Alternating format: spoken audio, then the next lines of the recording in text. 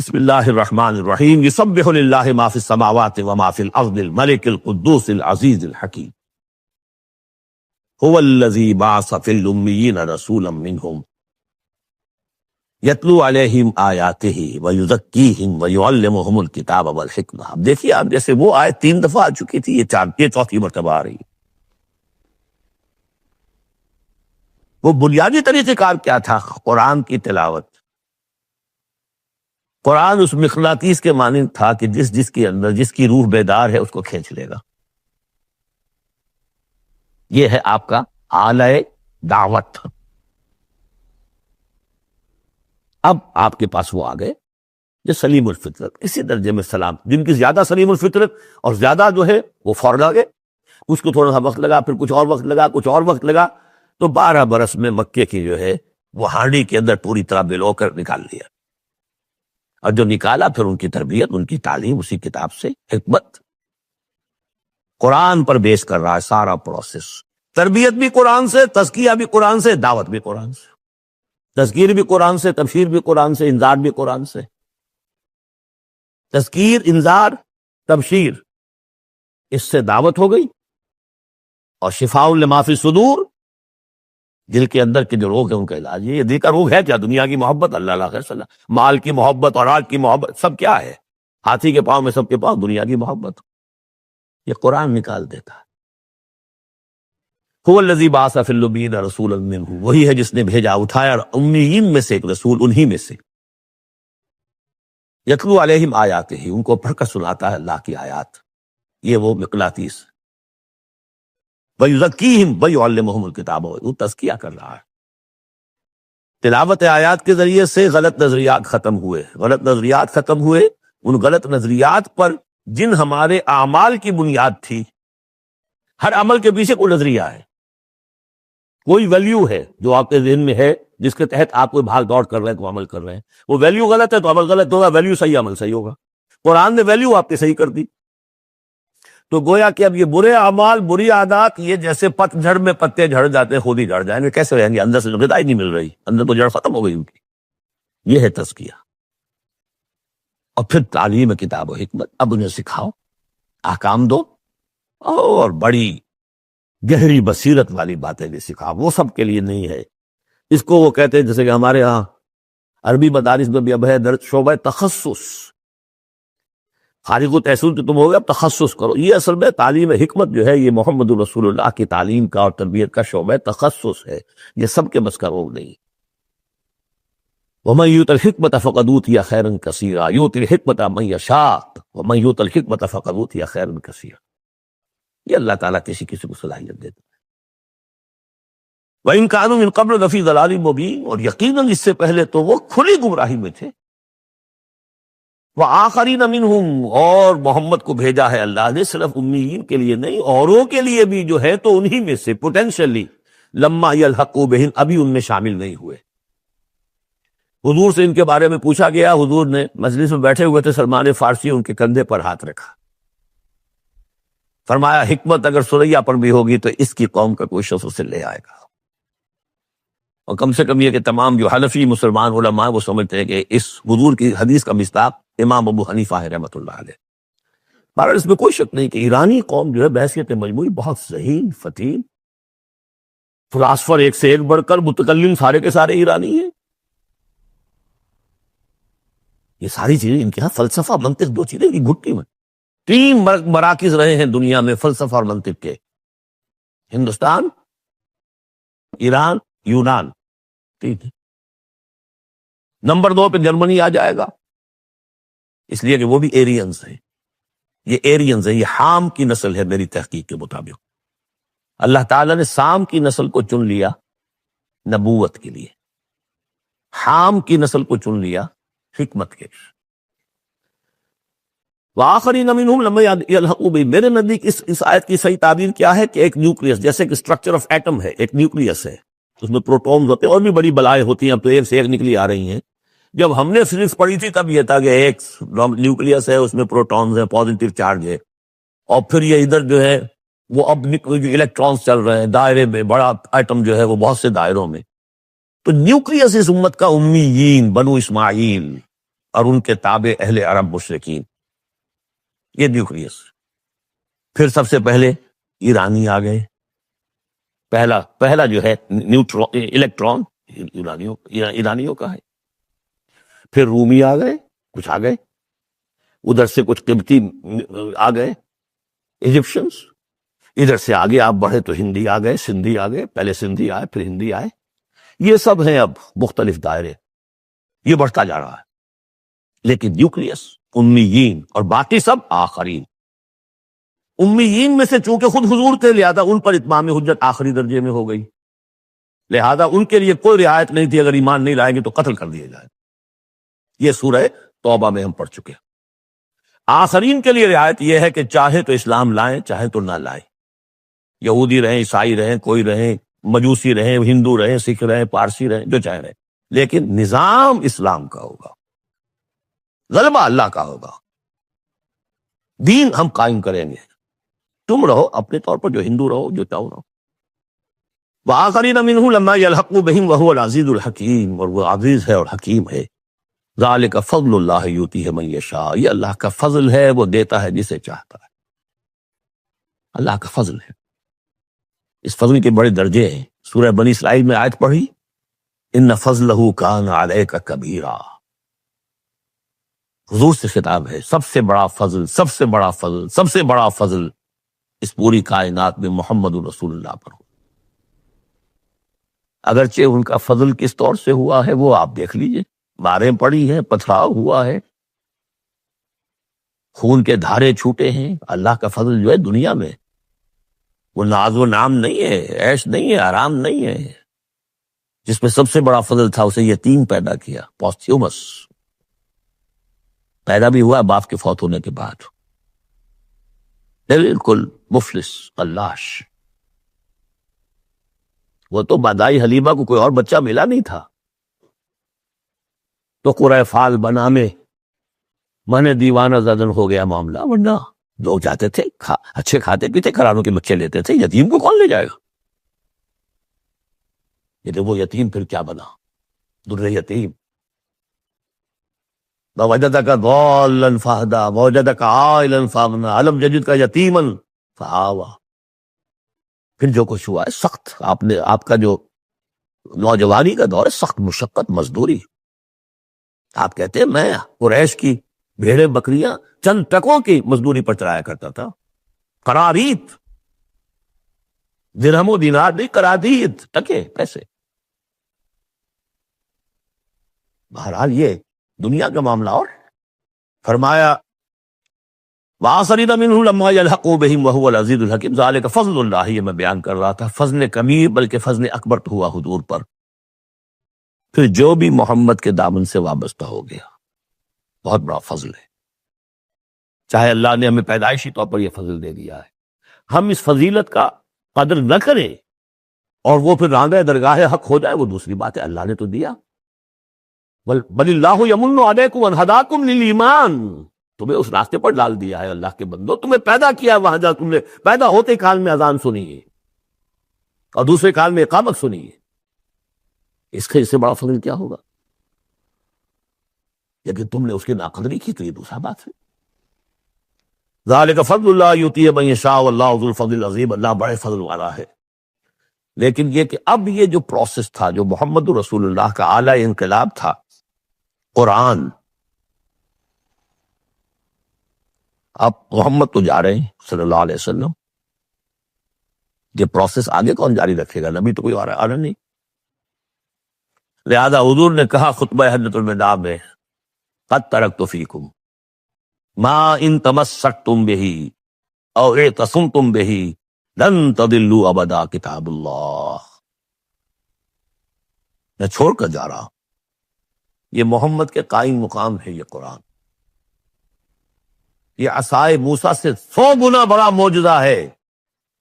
عصائے موسیٰ صرف موسیٰ کے ہاتھ میں تھا تو معجزہ تھا، بعد میں تو وہ لٹھیا کی لٹھیا ہے، اور کیا ہے، پڑا ہوگا کسی ٹرنک کے اندر، شاید ہو اب بھی، جیسے کہ کہتے ہیں یہودی ہے لاٹھی ہے، اب وہ سانپ تو نہیں بنے گا کسی کے لیے۔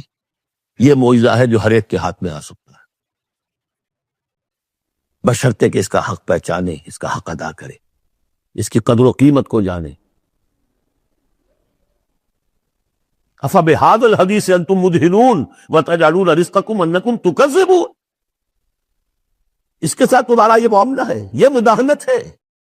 دنیا بھر کی زبانیں سیکھ لو، دنیا بھر کے علوم سیکھ لو، اتنی عربی نہیں کہ قرآن مجید کو براہ راست سمجھ سکو.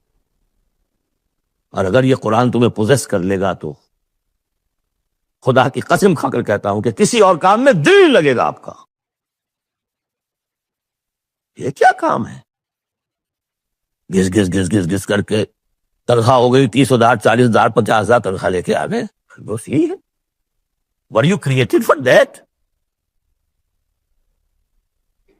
ابراہیم بن ادم کا آپ نے سنا ہوگا نام. بادشاہ تھے کسی علاقے کے، شکار پر گئے ہوئے تھے، تو وہاں کئی آواز انہیں سنائی دی، کسی فرشتے کی تھی یا یہ کہ خود ان کے اپنے دل کی آواز تھی. یا ابراہیم لہذا خلقت ام لہذا امرت.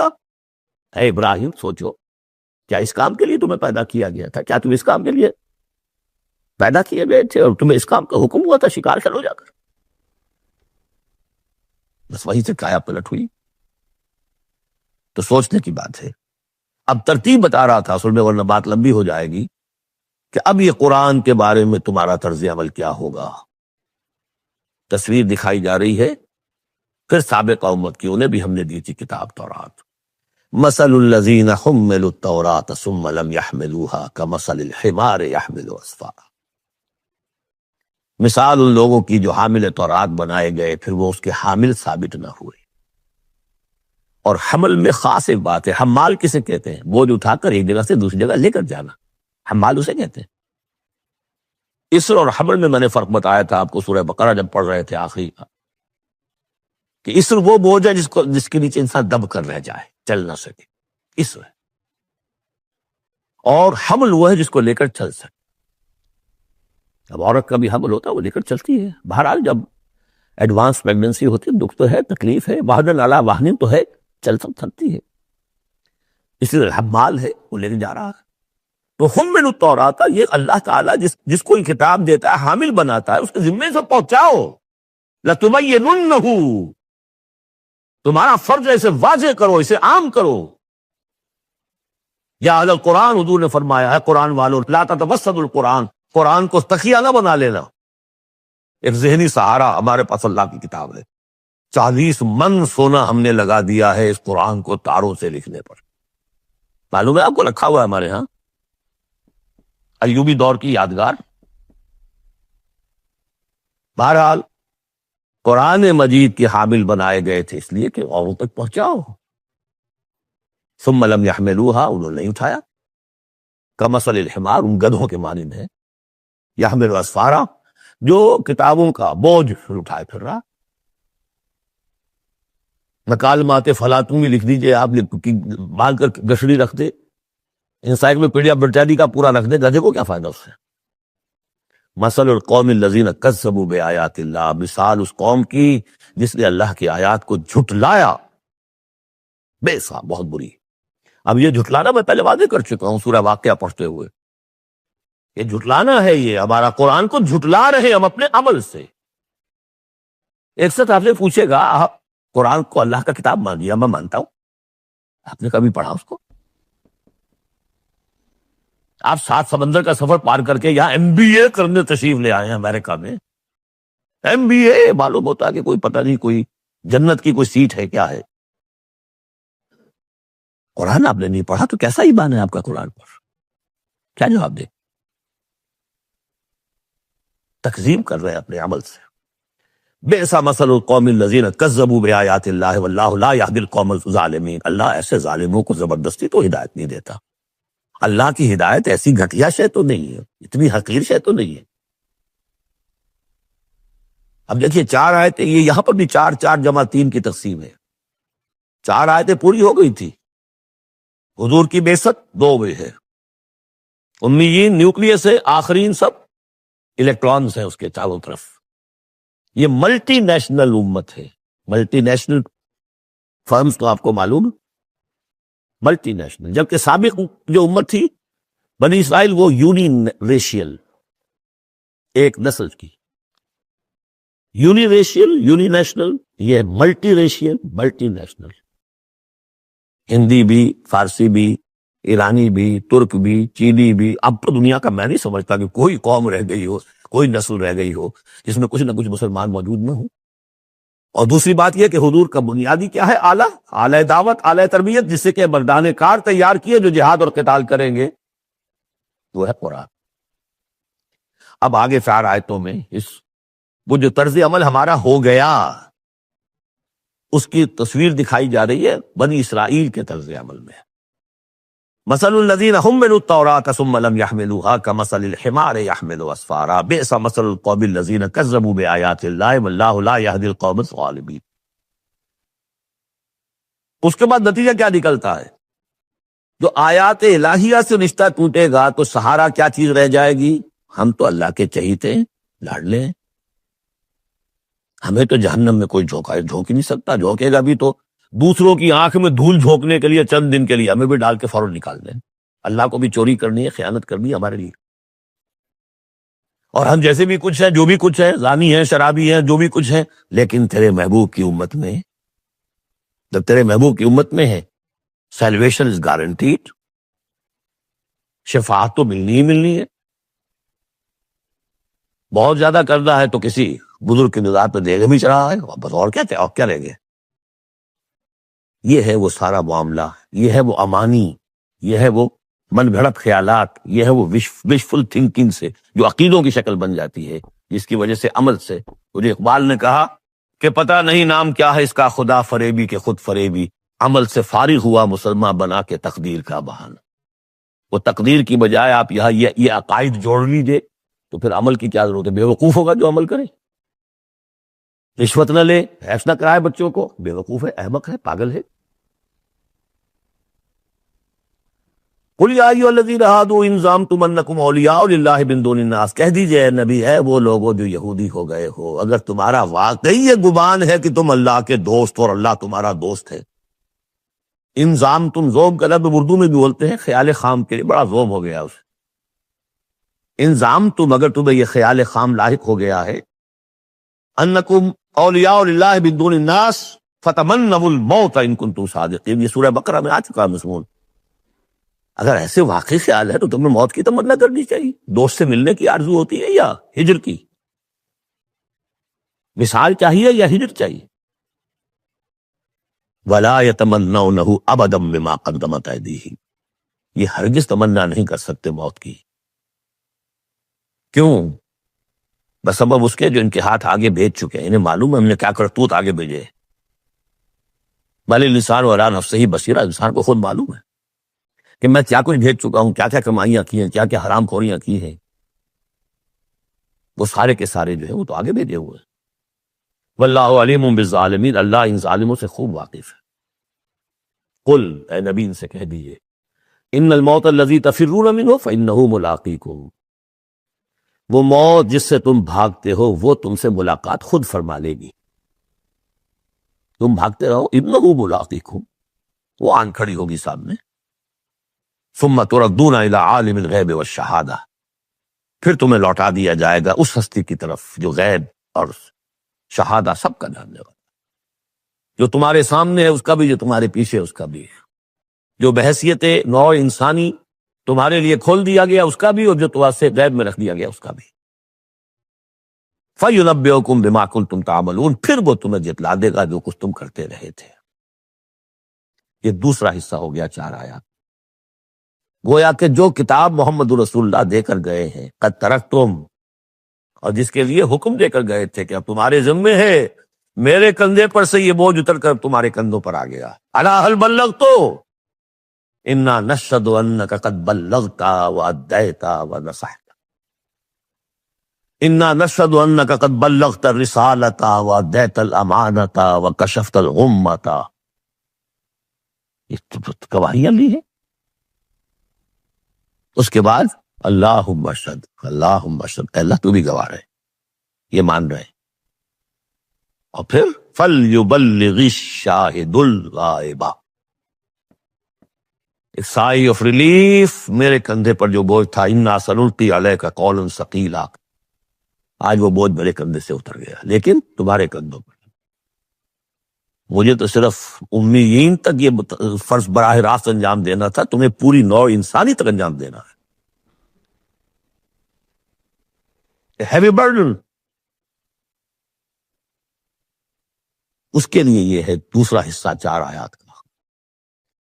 اب تیسرے حصے میں اس قرآن کی تعلیم عام، تعلیم بالغان کا جو ایک نظام قائم کیا گیا اس کا ذکر ہے۔ جمعہ کیا ہے اصل میں؟ اب رہ گئی رسم ادا، روح بلالی نہ رہی، فلسفہ رہ گیا، تلقین غزالی نہ رہی۔ یہ جمعہ کیا ہے؟ یہ حزب اللہ کا ہفتے وار اجتماع ہے۔ کمیونسٹوں کو بھی ایجاد کرنے پڑے تھے ہفتے وار اجتماع، ہفتے وار اجتماع، اسٹڈی سرکلز۔ اس لیے کہ انقلابی کارکن کے ذہن میں جب تک اس کا نظریہ تازہ نہ رہے وہ قربانی کیسے دے گا؟ قربانی تو ہر لحظہ آئے گی، ہر آن آئے گی، قدم قدم پر آئے گی۔ لہذا اس نظریے کا، نصب العین کا، اپنے مقصد کا شعور بالکل کانشس لیول کے اوپر مستحضر رہنا چاہے۔ لہذا اجتماعات، اب ظہر کی نماز کے بجائے جمعہ، وہاں 4 فرضیاں 2 کر دیے، 2 کی جگہ خطبہ۔ خطبہ کس لیے؟ تعلیم قرآن، تعلیم بالغان۔ ظاہر ہے وہاں کالجز نہیں تھے، کتابیں نہیں تھی، پریس نہیں تھے، چھاپے خانے نہیں تھے، آڈیوز نہیں تھے، ویڈیوز نہیں تھے، کچھ بھی تو نہیں تھا، لیکن ایک نظام ہے۔ ہفتے میں ایک دن ایسا نکال لو، اگرچہ پورا دن نہیں چاہیے، یوم سبت کی طرح نہیں ہے۔ نہاؤ دھو، اچھے کپڑے پہنو، خوشبو لگاؤ، آؤ مسجد میں چل کر۔ پہلی گھڑی میں آ جاؤ گے تو اتنا ثواب ہوگا جتنا کہ ایک اونٹ کی قربانی کا۔ ہم نے آنکھوں سے دیکھا ہوا بچپن میں، 7-8 بجے کے قریب مسجدوں کے اندر ہجوم ہوتے تھے، لوگ پہنچ جاتے تھے گاؤں سے، اسے گاؤں میں جمعہ ہوتا نہیں تھا۔ اب تو ایک خاص مسلک ہمارے ہاں جو آیا، انہوں نے 4 آدمیوں پہ بھی جمعہ کھڑا کر دیا، تو اب خام خواہ کائے کو جائے گا کوئی آدمی شہر کے اندر؟ پہلے تو یہ تھا کہ جو مصر جامع نہ ہو، جو ایک شہر نہ ہو جس کے اندر کہ کوئی حکومت کا ایک بڑا افسر نہ رہتا ہو، اس کے بغیر جمعہ نہیں ہوتا۔ پر ان مسئلوں کو چھوڑ دیجئے، آئیے جمع ہوئیے، کوئی نائب رسول منبر رسول پر کھڑے ہو کر وہی عمل کرے، یتلو علیہم آیاتہ ویزکیہم ویعلمہم الکتاب والحکمہ، تاکہ یہ پروسیس اب ابدی ہو جائے امت کے اندر۔ اس لیے جمعے کی یہ اہمیت ہے کہ فرمایا گیا کہ 3 جمعے بھی چھوڑ دو گے بغیر عذر کے، لَيَخْتِمَنَّ اللَّهُ عَلَىٰ قَلْبِهِ، اس شخص سے، ایسے شخص کے دل کے اوپر اللہ تعالیٰ بور کر دیتا ہے۔ لیکن بات یہی ہے کہ وہ ساری حکمت ختم، وہ مقصد ختم، نہ وہ مقصد ہے، رہ گئی رسم ادا، روح بلالی نہ رہی، اور فلسفہ رہ گیا، تلقین غزالی نہ رہی۔ جمعہ ہے پھر بھی کھنڈر بتا رہے ہیں عمارت عظیم تھی۔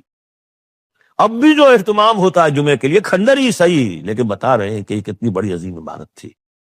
یا ایھا الذین آمنوا اذا نودی للصلاۃ من یوم الجمعۃ فاسعوا الی ذکر اللہ وذروا البیع، اے ایمان والو جب تمہیں پکارا جائے نماز کے لیے جمعے کے دن، یعنی جمعے کی نماز کے لیے، تو لپکو اور دوڑو ہر طرح کے کاروبار کو چھوڑ کر اللہ کے ذکر کی طرف، اور چھوڑ دو کاروبار۔